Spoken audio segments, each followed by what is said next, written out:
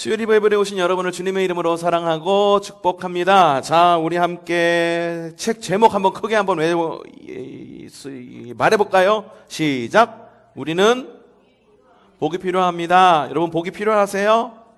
오늘 말씀 과연 어떤 말씀일지, 지난 시간 우리가 기복에 대해서 말씀을 들었습니다. 기복이란 뭐라고 말씀드렸죠? 기복이란 복을 구하는 것, 그것을 기복이다라고 말씀을 드렸어요. 기복이 잘못된 거라고 말씀을 드렸나요? 어떨 때 기복이 건강한 기복이라고 말씀을 드렸는지 기억나세요? 복을 구하는 대상이 누구냐에 따라 정말 우리가 말하는 부정적인 기복이 될 수 있는 거고, 그리고 그 대상이 누구냐에 따라 건강한 기복이 될 수도 있다라고 지난 시간 이야기를 했습니다. 그럼 우리가 그리스도인이 복을 구해야 될 분이 누구신가요? 하나님이십니다. 여러분, 하나님께 복을 구하는 지혜가 있기를 바랍니다. 하나님만이 우리에게 복을 주실 수 있으신 분이시다라고 말하면서 그 다음에 오늘 주제로 넘어오게 되는데, 오늘 주제 자 읽어보죠. 성경에서 찾아 세운 복의 정의 1. 자, 큰 제목 시작. 하나님이 복이다. 네, 하나님이 복이다. 아래 자막을 쫙 깔아주면은 좋을 텐데. 네, 하나님이 복이다. 여러분 함께 읽으면서 무슨 이야기를 할지 한번 들어보도록 합시다. 이제 우리는 복관을 정립하는 데 중요한 요소인 복이 무엇인지를 성경을 통해 정의하려고 합니다. 여러분, 세상 사람들도 새해 복 많이 받으세요 인사하죠. 믿는 사람들도 새해 복 많이 받으세요 인사하죠. 그 복이 같은 복일까?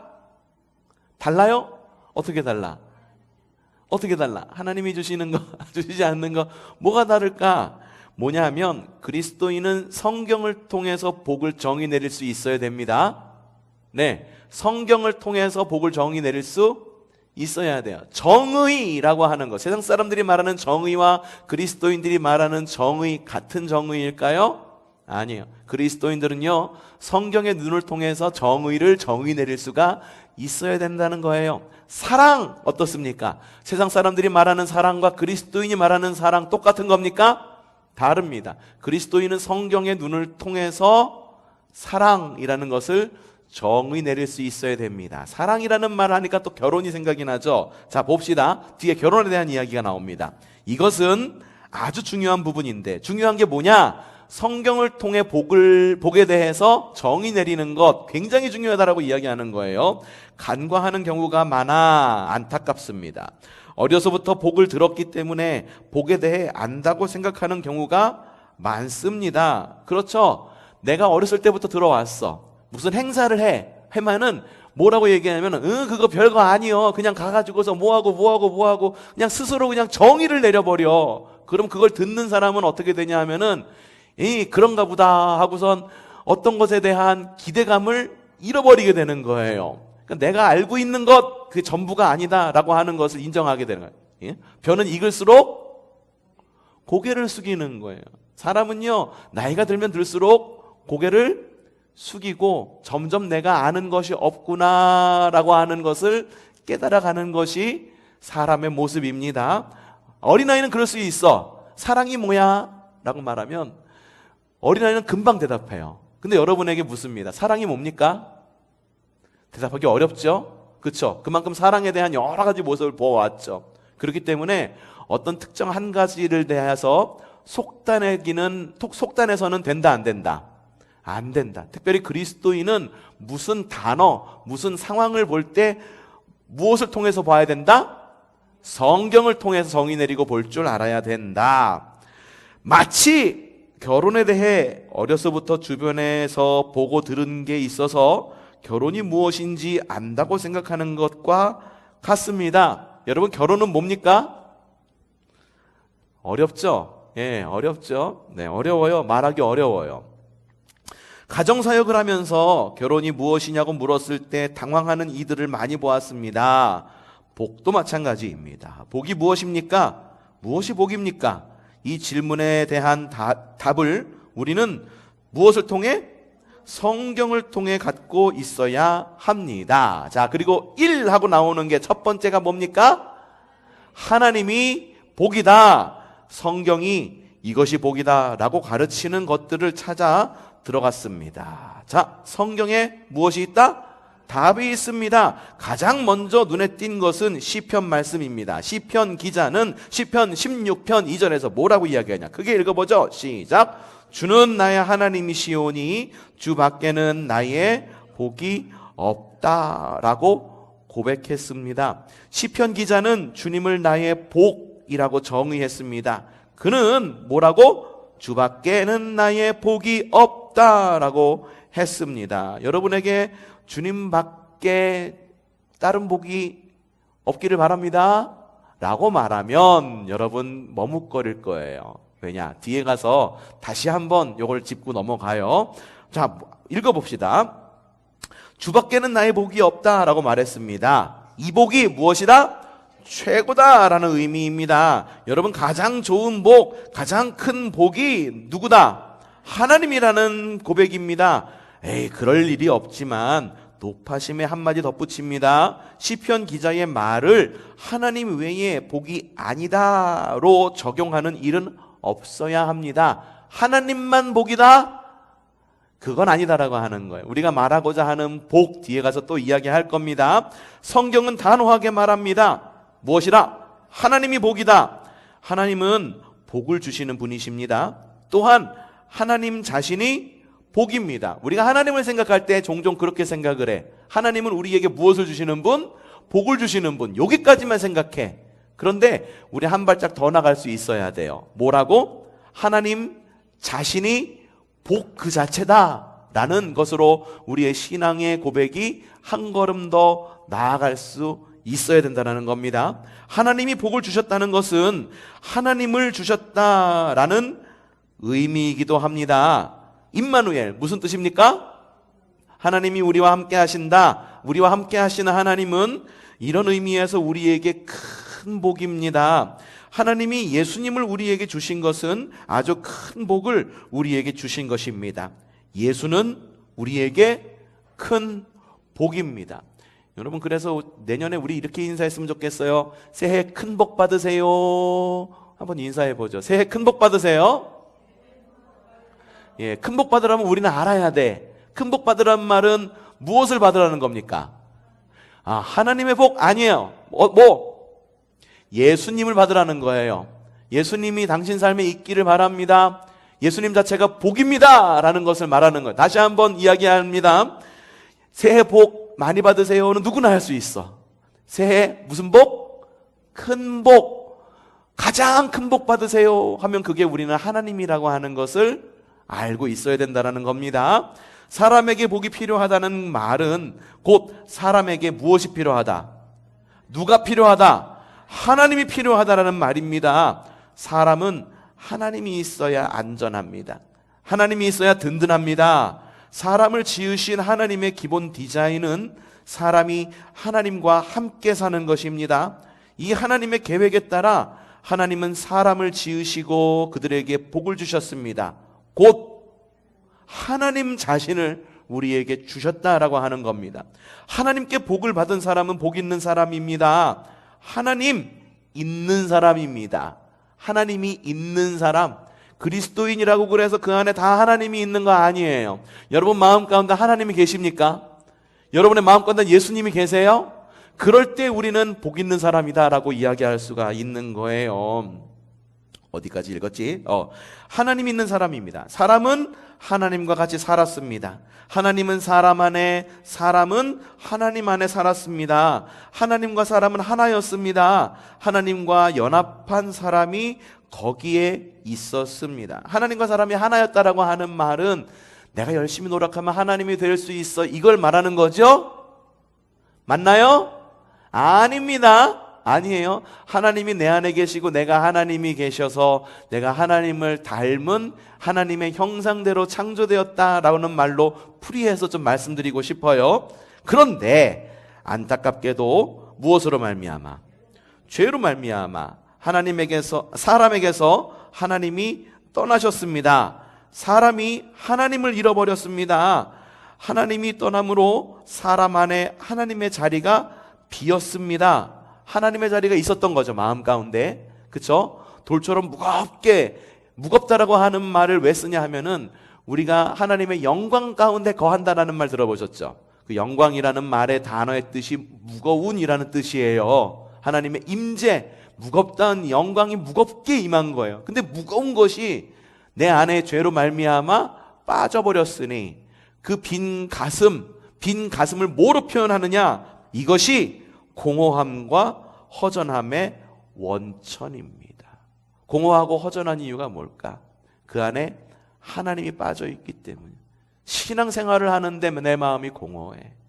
신앙생활을 하는데 예수님을 믿고 교회를 다닌다고 그러는데 내 마음이 허전해. 그럼 나를 한번 돌아봐야 되는 거예요. 하나님, 여지껏 내 안에 계신가요? 하나님이 내 안에 계시기를 원합니다. 내가 주님 안에 거하기를 원합니다. 이 공허함을 무엇으로 채울 수 있겠습니까? 하나님 이외에 이 공허함을 채울 사람은 아무도 없습니다 라고 고백할 줄 알고 그 자리를 주님으로 메꿀 줄 아는 것이 지혜 있는 그리스도인입니다. 아담과 하와는 하나님을 잃어버린 사람, 복을 잃어버린 사람이 되었습니다. 그들은 복 없는 사람이 되었습니다. 복이 떠난 자리에 무엇이? 화가. 여러분, 하나님이 떠나간 자리에는 반드시 무엇인가가 자리 잡게 되어 있어요. 그 무게가 얼마나 무거운지 빈 공간을 사람이 그대로 놔두지 않아. 그래서 하나님이 떠난 자리에 뭐가 들어왔다? 아담과 하와에게는 화가 들어왔어요. 다른 사람에게는 화가 들어가지 않은 경우도 있어. 사람마다 딴 게 또 들어갈 수 있어. 무엇이 들어갈 수 있을까? 저주가 들어가. 저주는 이미 하나님으로부터 멀어진 것, 그 상태를 말하는 거고, 무엇이 그 안에 하나님으로 채울 수 없는 다른 것을 막 들어갑니다. 어떤 사람은 막 도박에 미쳐 있어. 어떤 사람은 막 술에 미쳐서 살아. 막 어떤 사람은 막 배우자 이외에 다른 사람을 막 찾아다녀. 어떤 사람은 막 돈에 미쳐가지고 막 돈 이러고 그냥 돈이라고 하면은 목숨까지도 바칠 수 있을 정도의 돈에 대한 좋은 신앙을 갖고 살아가. 여러분, 그게 빈 자리에, 공허함 자리에 반드시 찾아오는 거예요. 성경에 보면은 7 귀신이 떠나간 자리가 있었어.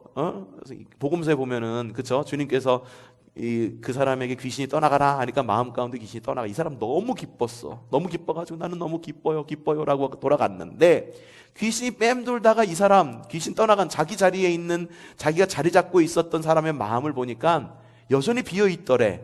그래가지고 어떻게 합니까? 자기 이외에 7 귀신을 불러가지고 그 사람 마음 가운데에 다시 들어가. 그래서 이전보다 더 상태가 안 좋아졌다라고 하는 얘기 복음서에서 이미 들어보셨을 거예요. 그렇죠? 하나님이 빠진 자리에는 반드시 뭐가 들어가게 돼 있어. 아담과 하와에는 뭐가 들어갔다? 화가 들어왔습니다. 하나님이 떠난 자리를 무엇가? 저주가 차지했습니다. 하나님 없는 그들은 불행해졌습니다. 복 없는 그들은 불행해졌습니다. 사람들이 복을 갈망하는 것은 실은 하나님을 갈망하는 것입니다. 잃어버린 하나님을 갈망하는 것입니다.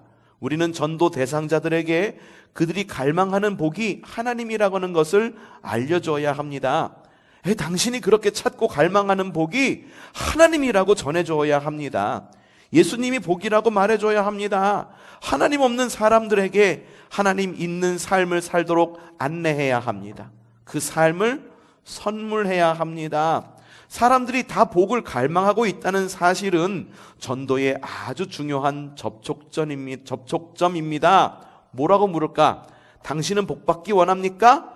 이 질문은 우리가 전도 대상자에게 말을 걸기에 아주 좋은 질문입니다. 아마 대부분 다 그렇다고 대답할 것입니다. 물론 이 질문에 나오는 당신은 상황에 맞게 어르신은 복받기 원하세요? 아주머니 복받기 원하세요? 선생님, 학생, 젊은이 복받기 원합니까? 이렇게 바꿔 사용해야 하겠지요. 그리고 이야기를 하는 거예요. 제가 당신에게 복받는 길을 좀 알려드리고 싶은데 잠시 시간을 내어주실 수 있을까요? 이렇게 하고 하나님이 복인 것을 풀어줍니다. 이어 예수님이 하나님이심을 전합니다. 당신이 예수님을 받으면 그것은 복을 받는 것이라고 확실하게 말합니다. 이 설명 이후에 당신은 지금 여기서 복을 받을 수 있습니다 라고 말하고 그를 구원으로 초청합니다. 예수님이 복입니다. 예수님을 영접하면 당신은 복을 영접하는 것입니다. 그리고 그가 예 라고 대답하면 선언해야 합니다. 뭐라고? 한번 어떻게 선언해야 되는지 한번 크게 한번 읽어봅시다. 시작. 당신이 그렇게 찾고 갈망하던 복을 이제 찾은 것입니다. 예수님을 받은 당신은 복을 받은 것입니다. 당신은 복 있는 사람입니다 라고 선포를 해주는 겁니다. 그런데 안타깝게도 이 좋은 것을 우리는 사용하지 않고 사장시키고 있습니다. 복을 찾는 그들에게 다가가 같이 복을 찾아줘야 하는데 이것을 놓칩니다. 기복신앙이란 비판이 낳은 엉뚱한 결과인지 모릅니다. 기복신앙을 비판하며 복을 구하는 신앙은 잘못이라고 적용하다 보니 자신도 복 구하기를 주저하는데 복을 구하는 전도 대상자들에게 당신이 복을 구하는 것은 지극히 정상적이라며 내가 그것을 도와주겠다고 나서기가 쉽지 않은 일입니다. 우리는 사람에게 복이 필요하다는 것과 하나님이 복이라는 것을 알았으니 이제라도 복을 구하고 찾는 이들에게 다가가 당신이 찾는 복을 같이 찾아주겠다고 나서야 합니다. 이 책의 제목인 우리는 복이 필요합니다를 우리만 사용해서는 안 됩니다. 전도 대상자들을 향해서도 당신은, 아주머니는, 당신은, 아주머니는, 선생님은, 학생은 바꿀 수 있겠죠? 복이 필요합니다 라고 전해줘야 합니다. 하나님이 없는 사람은 곧 복 없는 사람이라는 것을 주목하고 예수님이 신앙 고백을 한 베드로에게 하신 말씀을 읽어보려고 합니다. 베드로가 예수님을 향해 뭐라고 말합니까? 큰 목소리로 시작. 주는 그리스도시요 살아계신 하나님의 아들이시나이다 라고 고백하자 예수님은 그를 향해 뭐라고 말했나요? 바요나 시몬아 네가 복이 있다 라고 선언하셨습니다. 많고 많은 말 중에 왜 예수님이 신앙 고백을 한 베드로에게 이 말 네가 복이 있다 라는 말을 하셨을지 생각해 봐야 합니다. 복 없던 사람이 복 있는 사람이 되었다라고 하는 선언입니다. 하나님 없던 사람이 하나님 있는 사람이 되었다라고 하는 선언입니다. 에덴 동산에서 잃어버린 하나님을 가이사랴 빌립보에서 베드로가 도로 찾은 것입니다. 여러분도 되찾기 바라요? 예, 되찾기 바랍니다. 이것은 예수 믿을 때 우리에게 일어나는 놀라운 대역사입니다. 예수 믿으면 복 없는 사람이 복 있는 사람이 됩니다. 하나님 없던 사람이 하나님 있는 사람이 됩니다. 그날부터 하나님과 같이 사는 삶이 시작됩니다. 예수님은 하나님입니다. 예수님을 본 자는 하나님을 본 자입니다. 예수님은 빌립에게 빌립아 내가 이렇게 오래 너희와 함께 있으되 네가 나를 알지 못하느냐며 나를 본 자는 아버지를 보았거늘 어찌하여 아버지를 보이라 하느냐라며 반문하셨습니다. 예수님이 하나님으로 보이는 사람이 있고 보이지 않는 사람이 있습니다. 우리 눈에는 예수님이 하나님으로 보입니다. 이런 우리를 향해 예수님은 마태복음에서 뭐라고요? 크게 시작. 너희 눈은 봄으로 너희 귀는 들음으로 복이 있다라고 하십니다. 아멘. 예. 이 전도 대상자들은 하나님이 복인 것을 모른다. 복이 하나님입니다. 하나님이 복입니다.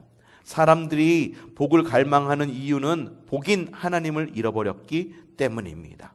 복을 갈망하는 사람은 하나님을 갈망합니다. 시편 기자는 시편 42편 1절에서 이렇게 이야기합니다. 시작. 하나님이여 사슴이 시냇물을 찾기에 갈급함같이 내 영혼이 주를 찾기에 갈급하니이다 라고 고백했습니다. 그는 자신의 영혼이 하나님 곧 살아계시는 하나님을 갈망한다고 이어 고백했습니다. 이것이 무엇을 구하는 것이다? 복을 구하는 것입니다. 성경은 시편에서 뭐라고? 전심으로 여호와를 구하는 자는 복이 있도다 라고 합니다. 하나님을 복으로 알고 하나님을 구하는 것, 이것이 복을 구하는 정석입니다. 안타까운 것은 우리의 전도 대상자들은 하나님이 복인 것을 모릅니다. 그러다 보니 하나님을 구해야 하는데 엉뚱한 것을 구합니다. 하나님을 구해 자신 안에 비어있는 하나님의 빈 자리를 하나님으로 채워야 하는데 하나님이 아닌 것으로 하나님의 자리를 채우려고 합니다. 하나님은 이런 전도 대상자들에게, 비그리스도인들에게 하나님이 복이라고 알려주는 일을 누구에게 부탁하셨을까? 우리에게 부탁하셨습니다. 하나님이 복이고 예수님이 복이라고 그들에게 알려주어야 합니다. 성령님이 복인 것을 그들이 알기까지 우리는 이 사실을 전하고 또 전하고 또 전하고 또 전하고 또 전하고 또 전하고 또 전하고 전해야 합니다. 예수님을 영접하라는 말은 복을 영접하라는 말입니다. 성령을 충만히 받으라는 말은 복을 충만히 받으라는 말입니다. 전도 대상자들 귀에도 이것이 이렇게 들렸으면 좋겠습니다. 여러분의 귀에도 그렇게 들렸으면 좋겠습니다. 장로님들의 귀에도 그렇게 들렸으면 좋겠습니다. 권사님들의 귀에도 그렇게 들렸으면 좋겠습니다. 3. 이거는 부록과 같은 이야기. 3. 하나님을 복으로 받은 사람은 하나님의 소유도 복으로 받는다. 설명 하나 덧붙일까 합니다. 복이신 하나님은 어떤 분이신가요? 어떤 분이셔? 하늘과 땅과 그 가운데 있는 모든 것이 다 하나님의 것이래요. 여러분, 여러분이 들고 있는 책 누구 거예요? 그러면은 여러분이 앉고 있는 의자 누구 겁니까?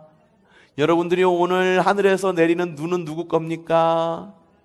여러분의 집은 누구 겁니까? 여러분의 자녀는 누구 겁니까? 그럼 여러분이 가지고 있는 모든 소유는 누구 겁니까? 하나님의 것이 아닌 것은 아무것도 없습니다. 아무것도 없습니다. 은과 금만이 아니라 지혜도 명철도 총명도 다 하나님의 것입니다. 그러니 여러분 지혜가 있기를 원하면은요, 여러분 하나님께 구하셔야 되는 거예요. 하나님, 내가 이래서 지혜가 부족해요. 전도하려고 그러는데 지혜가 부족해요. 근데 전도하려고 그러는데 자꾸만 내 꾀로 전도하려고 그러는 거야. 됩니까? 안 돼요. 그러니까 맨날 하는 얘기가 뭐야? 아유, 전도하려고 그러는데 전도가 안 돼요. 왜 그럴까? 자꾸만 내가 가지고 있는 경험, 내가 가지고 있는 지혜, 내가 가지고 있는 그 무엇으로 자꾸만 전도해가지고선 사람들을 자꾸선만 꿰려고 그러니까는 전도가 안 되는 거야. 한 번만 나와, 한 번만 나오면 선물 준대. 안 돼요. 전도 안 돼. 그럼 어떻게 전도해야 될까? 하나님께 여러분 지혜를 구하셔야 돼요. 전도하고 싶은 사람 있으세요? 그러면은 그 사람을 놓고, 이름을 놓고 하나님 전도하기 원해요. 근데 이 사람에게 어떻게 다가가야 될지 모르겠어요. 나에게 지혜를 주세요. 라고 지혜를 구하는 기도 반드시 하셔야 됩니다. 반드시 하셔야 됩니다. 이와 관련해, 보자, 어딜까? 여기 있다. 하나님의 것입니다. 자, 그 하나님을 믿으면 어떻게 될까요? 하나님이 갖고 계신 것은 다 놓고 빈몸으로 나 여기 있다 하고 우리 안으로 들어오실까요? 혹시 사람 중에는 결혼하면서 동산이나 부동산을 놓고 오는 사람이 있을 수 있지만 하나님은 그런 분이 아닙니다. 이와 관련해 성경은 우리에게 확실한 이야기 하나를 해줍니다. 성경은 요한복음 1장 12절에 뭐라고 이야기하지? 이렇게 이야기합니다. 크게 시작. 영접하는 자, 곧 그 이름을 믿는 자들에게는 하나님의 자녀가 되는 권세를 주셨으니 라고 합니다. 예수님을 영접하면 하나님의 자녀가 됩니다. 하나님의 자녀가 되는 것을 성경은 권세라고 이야기합니다. 예수님 권세, 예수님 권세, 예수님 권세, 내 권세. 우리의 권세인 이유가 뭔지 아세요?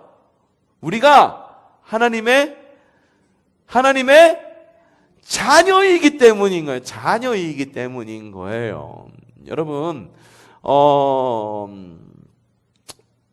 여러분이 가지고 있는 재산, 그 재산 자녀한테 물려주는 거 너무 아깝죠?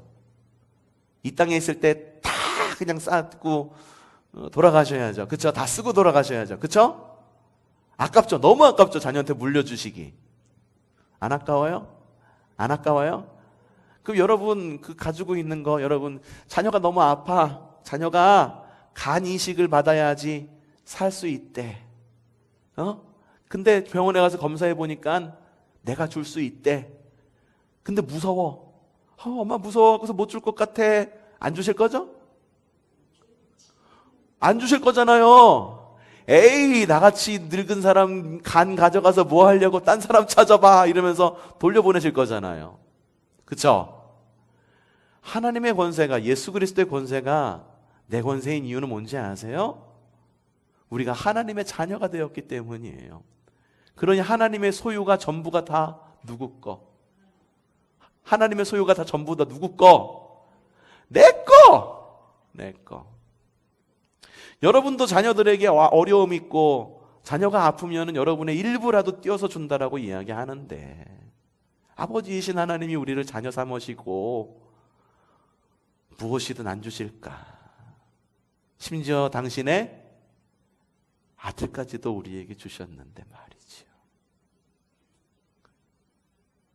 야, 은혜다, 은혜야.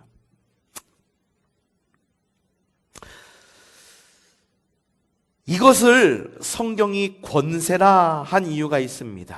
바울은 로마 교회에 써 보낸 편지를 통해 로마서 8장 17절 시작. 자녀이면 또한 상속자, 곧 하나님의 상속자요 라고 단언했습니다. 하나님의 자녀가 되는 것이 권세인 이유는 자녀이면 또한 상속자, 곧 하나님의 상속자이기 때문입니다. 하늘과 땅과 그 가운데 있는 모든 것의 주인이신 하나님의 상속자가 되는 것은 권세지요. 큰 권세, 특별한 권세입니다.